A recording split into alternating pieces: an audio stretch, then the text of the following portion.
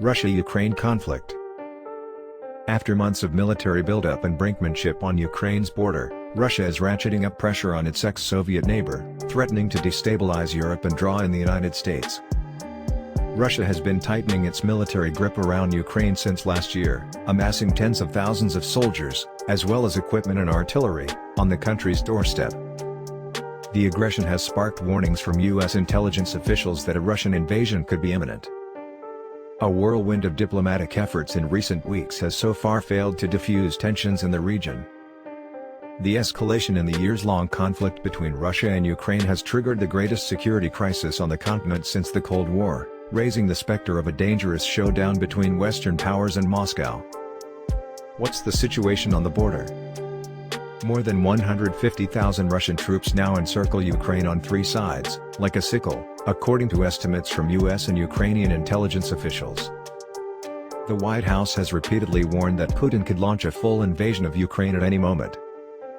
On February 21, Putin announced that Moscow would officially recognize the self-declared Donetsk and Luhansk People's Republics, DNR and LNR, in eastern Ukraine's Donbas region, ordering the deployment of Russian troops there in what could be the opening salvo to a broader military confrontation. The move has been condemned by Western leaders for violating international law and breaching Ukraine's territorial integrity. A day later, Putin said Russia's recognition of the DNR and LNR actually encompasses the entire Donetsk and Luhansk regions.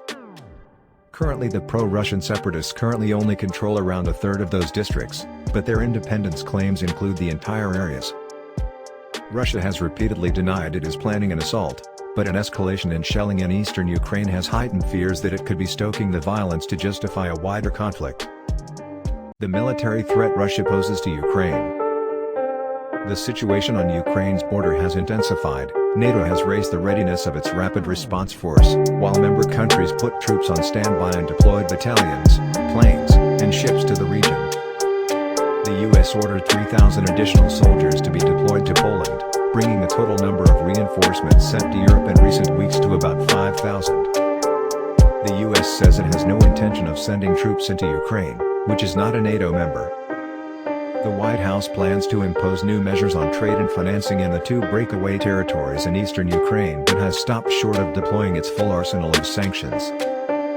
Biden and European leaders have previously warned that Russia would suffer serious consequences should Putin move ahead with a wider invasion. But that has not stopped Russia from continuing to bolster its military positions. Ukraine was a cornerstone of the Soviet Union until it voted overwhelmingly for independence in a democratic referendum in 1991, a milestone that turned out to be a death knell for the failing superpower.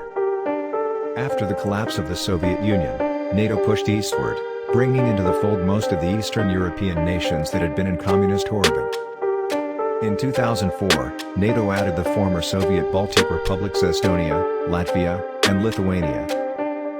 4 years later, it declared its intention to offer membership to Ukraine someday in the distant future, crossing a red line for Russia.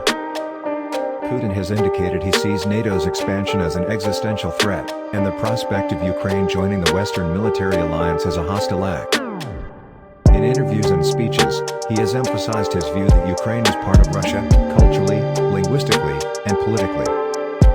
While some of the mostly Russian-speaking population in Ukraine's east feel the same, a more nationalist, Ukrainian-speaking population in the West has historically supported greater integration with Europe.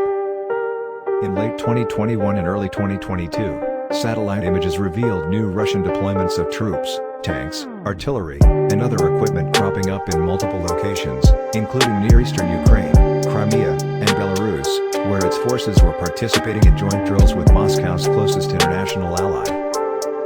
Despite receiving funding, training, and equipment from the U.S. and other NATO member countries, experts say Ukraine would be significantly outmatched by Russia's military, which has been modernized under Putin's leadership.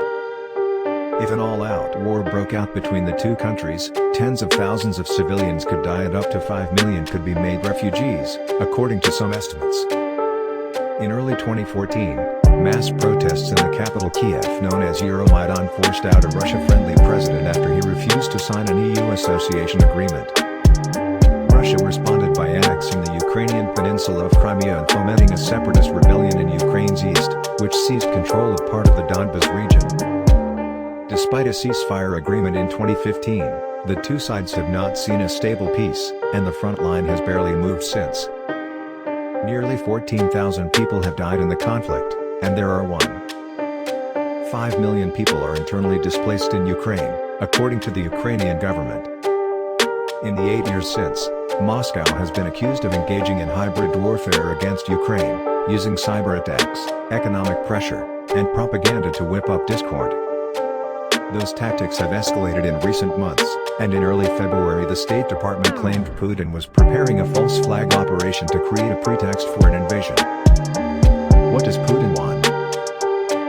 In a lengthy essay penned in July 2021, Putin referred to Russians and Ukrainians as one people, and suggested the West had corrupted Ukraine and yanked it out of Russia's orbit through a one people. That type of historical revisionism was on full display in Putin's emotional and grievance-packed address to the nation announcing his decision to recognize the Donetsk and Luhansk People's Republics, while casting doubt on Ukraine's own sovereignty.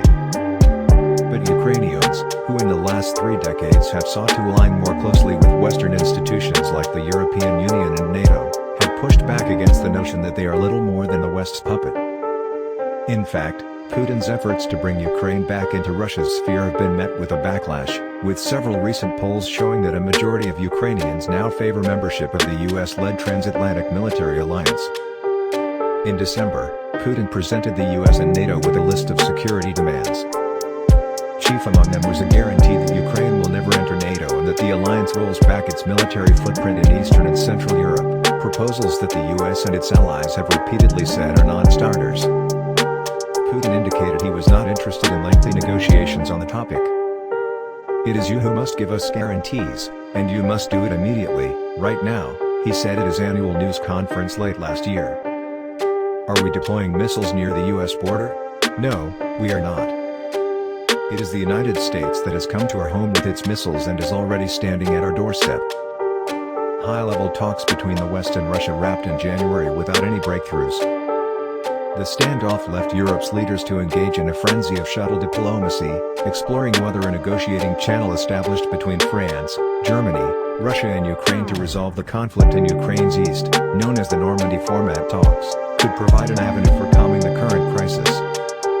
In a news conference with the new German Chancellor Olaf Scholz on February 16, Putin repeated unsubstantiated claims that Ukraine is carrying out a genocide against Russian speakers in the Donbas region and called for the conflict to be resolved through the Minsk peace progress, echoing similar rhetoric that was used as a pretext for annexing Crimea. But less than a week later, after Russia's upper house of parliament approved the deployment of military forces outside the country on February 22, Putin told reporters that the Minsk agreements no longer exist, adding, "no longer exist." The agreements, known as Minsk I and Minsk II, which were hammered out in the Belarusian capital in a bid to end a bloody in eastern Ukraine, have never been fully implemented, with key issues remaining unresolved. Moscow and Kiev have long been at odds over key elements of the peace deal, the second of which was inked in 2015 and lays out a plan for reintegrating the two breakaway republics into Ukraine. Ukrainian President Volodymyr Zelensky recently stated that he did not like a single point of the Minsk Accords, which require dialogue on local elections in the Russian-backed separatist regions and, although unclear in what sequence, would also restore the Ukrainian government's control over its eastern borders. Critics say the agreement could give Moscow undue sway over Ukrainian politics. Putin previously responded in blunt terms by saying that regardless of whether Zelensky likes the plan, it must be implemented. "Like it or don't like it, it's your duty, my beauty," Putin said in a news conference alongside French President Emmanuel Macron. Zelensky, a former comedian and TV star, won a 2019 election in a landslide on promises to end the war in Donbas, but little has changed. Responding to a question about Putin's stark, undiplomatic language, Zelensky responded in Russian, saying bluntly, "We are not his." President Zelensky has repeatedly downplayed the danger of all-out war with Russia, noting that the threat has existed for years and that Ukraine is prepared for military aggression. There's a similar mood in Kiev, where Ukrainians have continued to go about their daily business, despite international warnings and as foreign governments withdraw their diplomatic staff from the capital. Elsewhere in the country, residents have been preparing for the worst, packing emergency evacuation kits and taking time out of their weekends to train as reservists. Ukraine's government insists that Moscow cannot prevent Kiev from building closer ties with NATO, or otherwise interfere in its domestic or foreign politics. Russia cannot stop Ukraine from getting closer with NATO and has no right to have any say in relevant discussions, the Foreign Ministry said in a statement to CNN. Tensions between the two countries have been exacerbated by a deepening Ukrainian energy crisis that Kiev believes Moscow has purposefully provoked. Ukraine views the controversial Nord Stream 2 pipeline, connecting Russian gas supplies directly to Germany, as a threat to its own security. After requests from Zelensky and the U.S. administration, German Chancellor Olaf Scholz said that he would halt the certification of the pipeline following Putin's decision to order troops into parts of eastern Ukraine. Nord Stream 2 is one of two pipelines that Russia has laid underwater in the Baltic Sea, in addition to its traditional land-based pipeline network that runs through Eastern Europe, including Ukraine. Kiev views the pipelines across Ukraine as an element of protection against invasion by Russia, since any military action could potentially disrupt the vital flow of gas to Europe. It is just one of myriad challenges facing Zelensky's government. The former actor, who played a president on Ukrainian television, has had a brutal baptism of fire into real-world politics since assuming office in 2019. His government's popularity has stagnated amid multiple domestic political challenges, including a recent third wave of COVID-19 infections and a struggling economy. Many Ukrainians are unhappy that the government has not delivered on the promises that brought it into power, including cracking down on corruption in the country's judicial system. But the more pressing concern is Zelensky's failure so far to bring peace to the country's east. Amid warnings from Western leaders of a full Russian invasion any day, the Ukrainian president declared February 16 the National Day of Unity, insisting that Ukraine was not intimidated by any enemies and would be able to defend itself. "We are doing our best to defend our interests and have gained the diplomatic support of nearly all the leaders of the civilized world," Zelensky said in a video address, adding, "We are doing our best to defend our interests and have gained the diplomatic support of nearly all the leaders of the civilized world,